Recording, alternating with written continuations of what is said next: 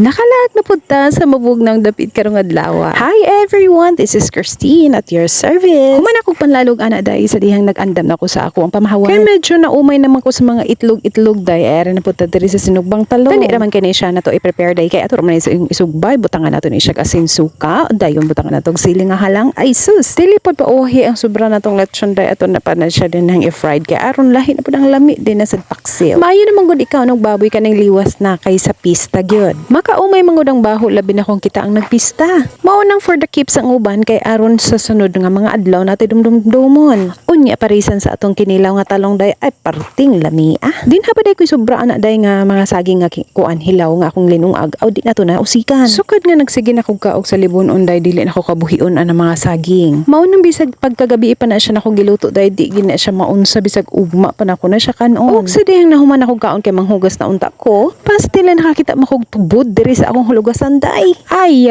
malabo nga bayro nun day is waving. Tungod siguro sa kadugay day nga pila na gud may katuig diri tulo nakapinso na sige tamak-tamakan yan po ni mga batos lahom natago siguro ning tubo. And to know the cause and effect ay ato ning kabkabon. Agay, patay. Iyo pang meter dito dyan. Asa man?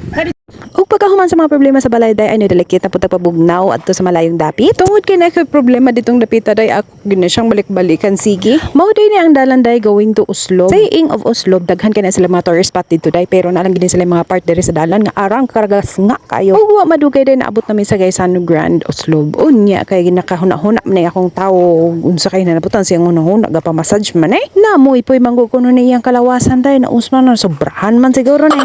Out of his curiosity lang gid sige ni day nga ganahan gid siya magpa-massage kay karon pa sa may nakasulayan ning na massage dire. Ug wa na lang ko musulay day kay naa pa mo koy si tulonon diri sa unahan dapit. Ug gisod ko ka picture out day kung ako i-massage siya kay basi magsige lang kog baiki. Di ko magsilbi day kay ara kay kung kagilkanon. Ug sa dihang nabalik na may day na hunong na migbuloon kay panggutom naman ang mga person. Grabe manggugay day nakalagiting jud kay ang init ba. Ug karon sa panihapon kay gigusla kay ang mga tao day lami jud ihigop og sabaw aw naglayo uy unsa pa man di. Karon wa pay klase makatipid-tipid ako sa gas kay ari lang usa ko sa kahoy kay daghan man kahoy sa silingan day. Para-paraan na gid ani day kung asa ta maka-lesser ba. Bahalag bulos lang jud ang pagluto sa kahoy day pero lami man jud ang niluto day. Labi na og kana bitaw siyang gisa-gisahon nimo day mugawas jud ang aroma day ang baho sa mga lamas as in. Og diha pa may sobra day sa kong karne day ako nang gitiwas akong gi-fry kay ang akong mga sagop wa pa man ni pulig karne. Kay bisi-bisihan man atong mga adlaw day awara ni inig pangluto nato usa pasad ta magbugha diha kahoy ay way problema basta di lang mag-ulan. Ari namang kalbaryo nato basta ting ulan day kay ang ato mga kahoy basa baya. Ug nakaabot gihapon ka diri pagtan-aw sa akong video ay congratulations mga una ta.